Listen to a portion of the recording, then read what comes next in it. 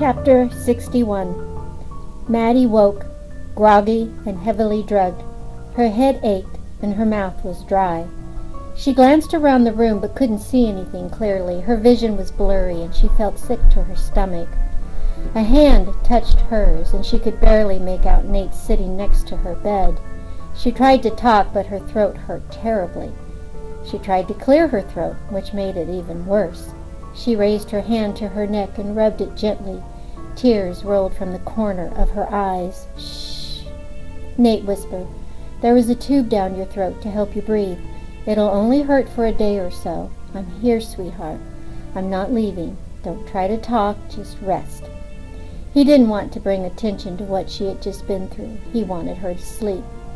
The comfort of having Nate by her side allowed Maddie to slowly close her eyes and fall back to sleep. The nurse walked in to check on Maddie's IVs and added another line. She handed Nate a cord with a red button on the end. "This is for her medication. If she needs more pain relief, all she has to do is push this button. Don't worry, she can't get too much. The system monitors how much is used and adjusts itself. But this little device gives the patients a feeling of being in control of their situation." She smiled at Maddie sleeping soundly, readjusted her bedding, and rechecked her lines. "She'll sleep for a while. Why don't you go get something to eat, or can I have something brought up?" "I'm not hungry," Nate said, not taking his eyes off his wife. "I'll order you something," the nurse whispered and turned to leave. "Oh, there are 2 gentlemen to see you. They're from your work. Should I show them in?" "Sure, why not?" After being a part of what Maddie had just been through, Nate wanted to do the same procedure to all 3 of those bastards, but he maintained his composure. If his wonderful Maddie could live through this, then so could he.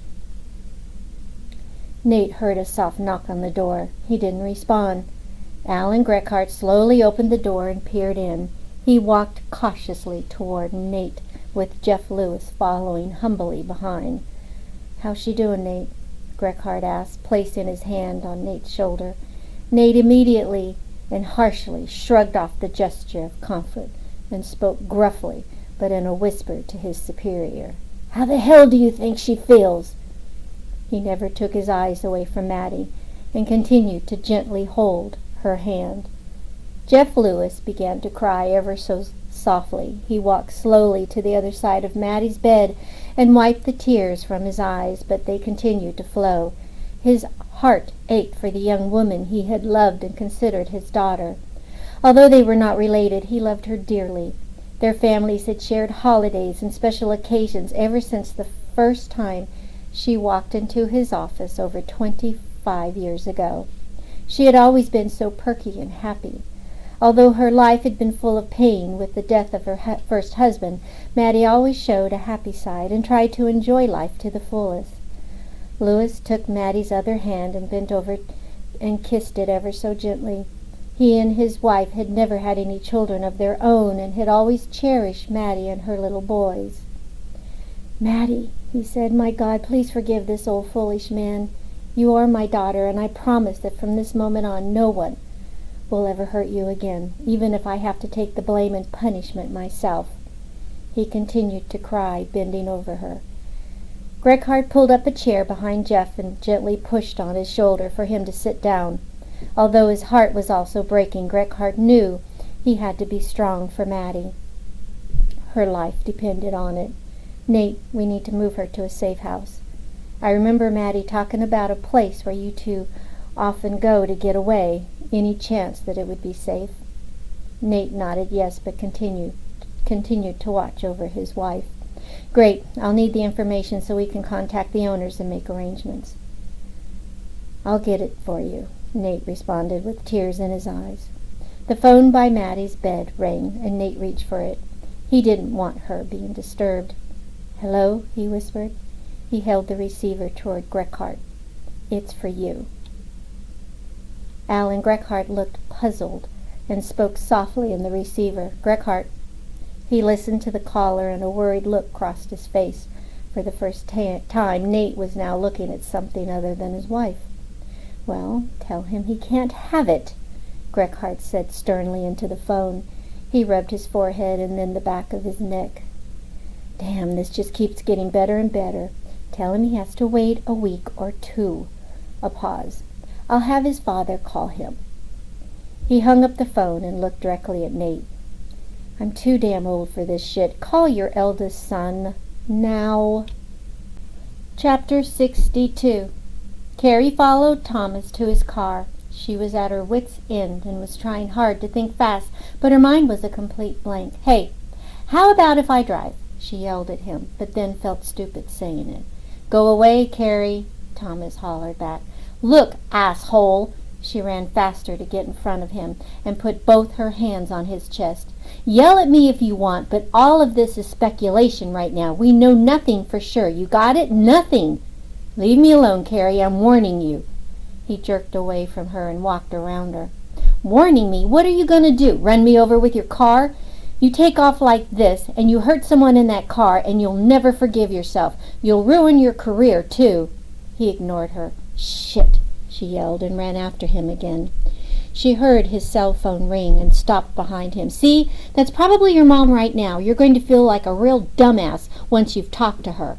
She shook her head. God, I hope it is his mom, she thought. It wasn't his mother, but it was his father. Nate spoke calmly to Thomas and said that he wanted to surprise his wife with a special getaway treat after the hectic vacation with the children. He explained that he had asked her brother, Doug, to meet them at the airport, so he could sweep Maddie away for a few wonderful days, just the two of them. He also insisted that they turn off their phones so they would not be disturbed. Nate promised Thomas that they would head to D.C. as soon as they could to spend a few days with him and his family. Thomas accepted the excuse and calmed down. He still wanted to hear his mother's voice, but Nate used the excuse that she was shopping and he would have her call him later. Thomas reluctantly accepted Nate's offer and clicked off his phone. Carrie stood by her friend but didn't talk or smile. She completely sympathized with him. After a few moments of silence, she spoke softly. Why don't we go back to the office and review what we have? I'm sorry, Carrie, he finally said. I'm just so scared right now. Everything is just so jumbled and messed up. I know, my friend, I know. As Thomas and Carrie re-entered the secured room, the other agents approached and each showed their concern and support by patting Thomas on the shoulder.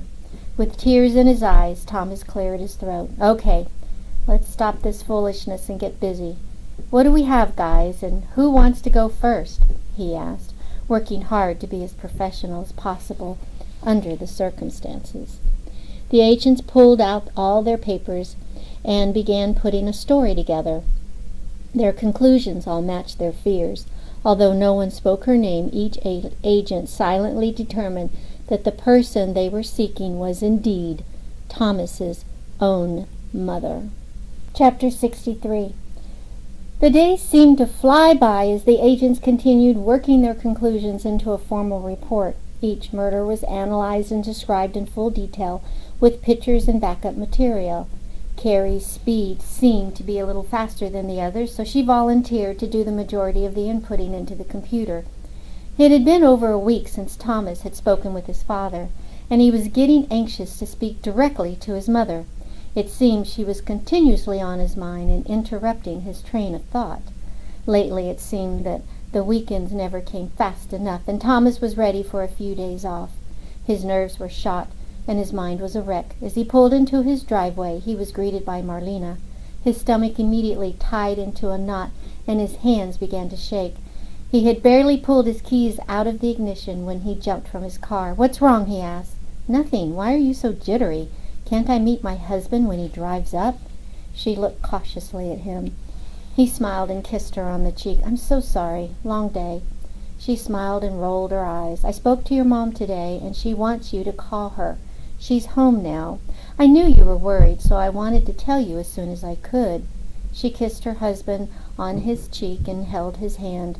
"You're shaking." "Sorry, sweetie.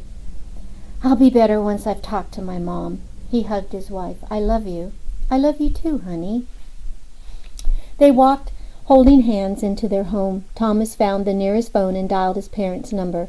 Maddie answered, and Thomas felt most of his anxiety melt away as soon as he heard her warm and soothing voice. Mom, I've been trying to reach you for what seems like forever. What's going on? Nothing, sweetheart. Just wanted some alone time with Dad, that's all. What's going on with you, and how's your case? The two shared stories of their recent lives, and Thomas was reminded of his childhood when they would discuss their day's events over dinner. He had come to rely on and cherish those times and missed them greatly. Thomas hadn't realized how much he had missed his life with his mother until now. He became quiet. Maddie picked up on his change in tone. Okay, what is it? She asked. Thomas was so much like his father Jake that Maddie always knew when something was on his mind.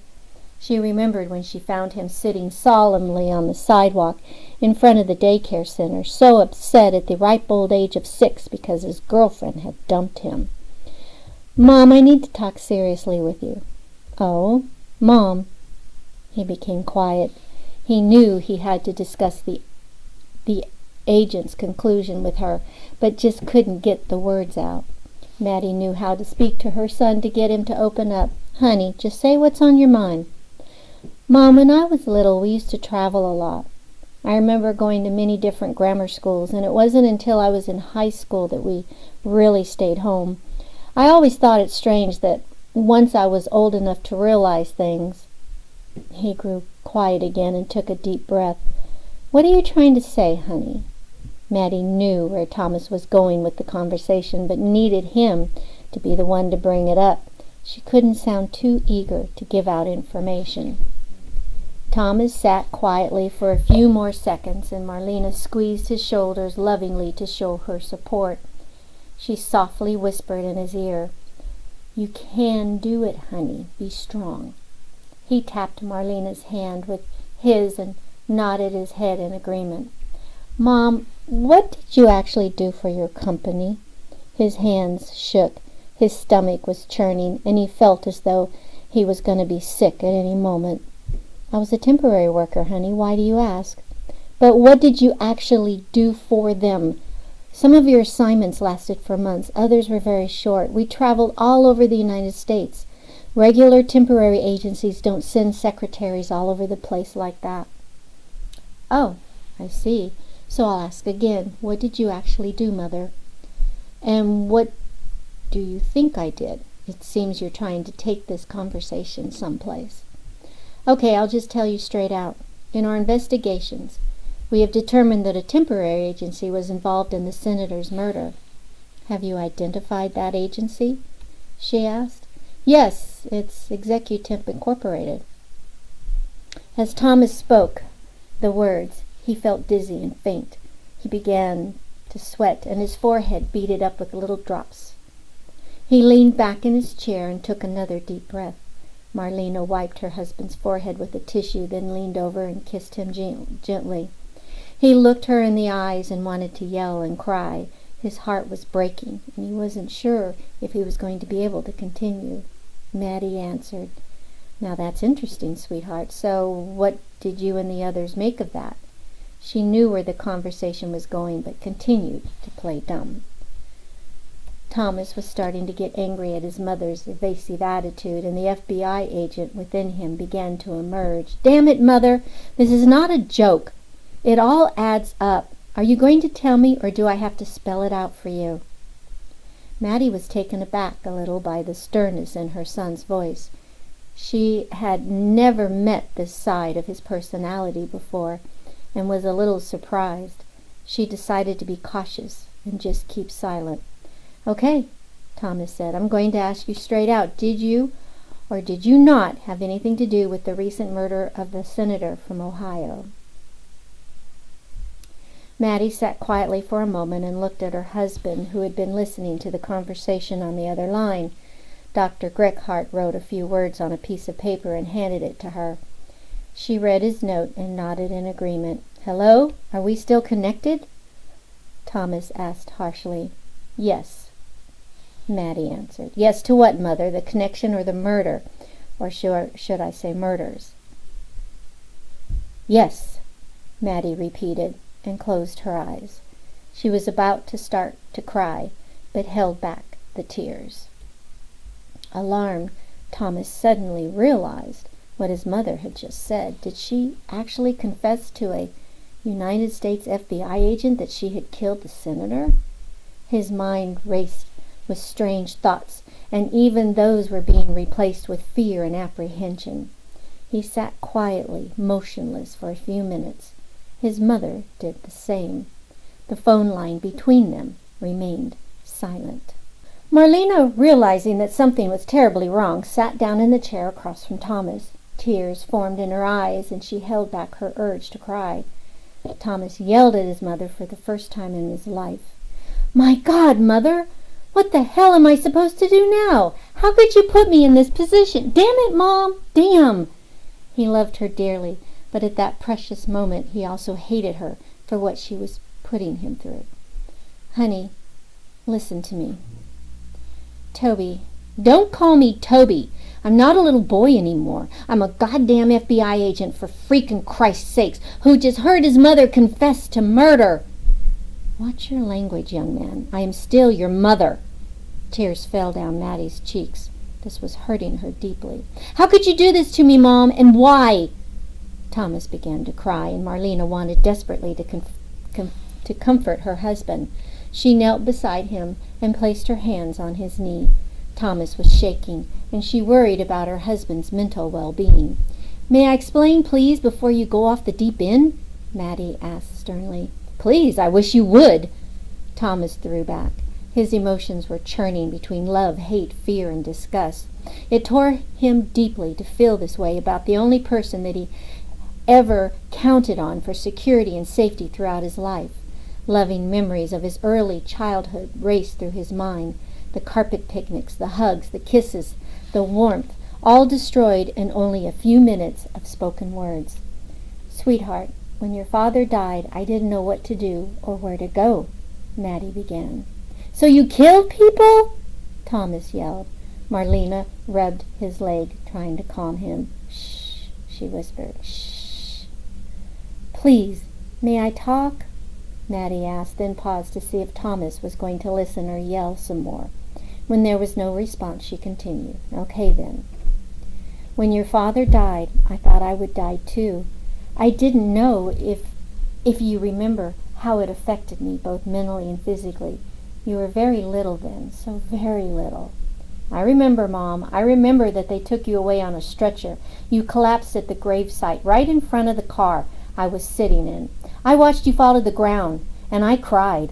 I remember feeling so helpless, and I hated myself for that. I promised that I would always take care of you, but when you fell down, I knew that I couldn't live up to that promise. Breaking that promise still bothers me to this very day." Maddie was quiet. She had never realized her son had felt that way, or what he was actually experiencing. Never did they discuss that day between them. It had always remained an unspoken event that neither wanted to relive. Maddie regained her thoughts and continued slowly. "I'm sorry, baby. I never knew." She paused again, cleared her throat, and continued. "I applied at Executemps, and they hired me on the spot. I needed to get away, so I applied for all the jobs in the other states. They willingly assigned them to me if I paid for my own travel. I agreed, so we traveled a lot. It hurt me deeply to stay in that house with your father, but I never wanted to sell it. I just couldn't." "Okay, so what about the murders, Mom? Exactly how did they fit in? Did the agency pay you to kill people?" "I'm getting to that. Give me a few. This is hard for me." She took in a deep breath but didn't want to continue. Nate squeezed her hand, and Dr. Greckhart held firmly to her shoulders. "Honey, I never told you exactly how your father died. Well, he was killed by a junior executive who had worked for him. The young man wasn't following company procedures and had been counseled many times, and your father was given the task of firing him.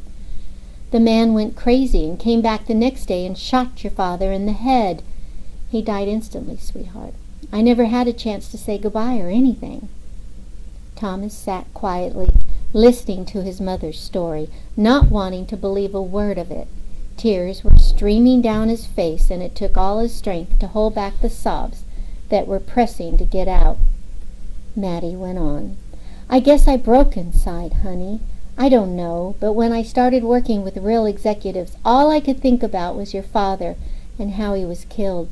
So when I had to work for a real jerk of a man, I guess something inside me flipped.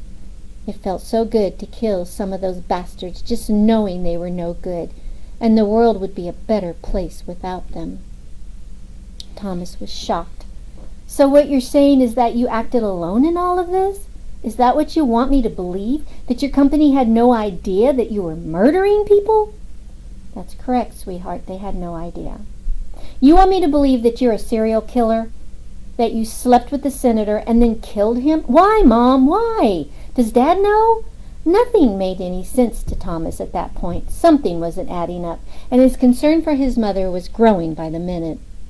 Of course your father doesn't know anything. He would never have stood for any of it. You should know that. Maddie looked directly into Nate's eyes for guidance. He held her hand and rubbed it gently between his. His heart was breaking for her. She had to lie to their son for the well-being of her country. He also knew how hard this was for Toby. For the first time, Nate felt like a failure as a husband and a father. He was determined to make it up to both of them, somehow. Thomas looked around the room. He could not believe what his mother was telling him. This simply was not happening. It was too crazy, too bizarre. He had to be dreaming. Toby, Maddie asked, what the hell am I supposed to do now? I can't turn in my own goddamn mother, for Christ's sakes. Maddie took in a deep breath and spoke calmly. Honey, you have to. You are responsible for finding the person who killed the senator, and you did. You must now disclose what you have discovered and have me picked up for questioning. What? What did you say? Now he was completely confused. This whole situation was too strange. Something didn't feel right. In fact, something was just plain stinking dirty. She continued, Toby, I did it. I killed the senator. I also killed David King. You will have to turn me in. It's your duty as an FBI agent. Don't worry about me, sweetheart. I'll be fine. You must think about your family, your career, she said firmly. No freaking way, Mom. No fucking way. Honey, listen to me. You have to do what is right. You must catch the killer. I'm sorry that you've found out it was me, but you took an oath, sweetheart. You will have to come and take me in. Oh, like you're just going to be sitting there waiting for me, he said sarcastically. Of course not. I'm not stupid. She giggled, although there was no true feeling behind it. Tommen listened to his mother's ramblings and decided that she was indeed very sick and needed some serious help. He didn't know what to say to her next, so he sat and listened quietly. He could not believe she was taking this so lightly. Hey, she said, your dad just walked in, so I've got to run, honey. You be good now and do what I told you to do, okay? I love you, baby. Bye. Thomas sat with the phone in his hand, listening to the dial tone. She just hung up, he told Marlena, with an expression of total disbelief. She hung up on you?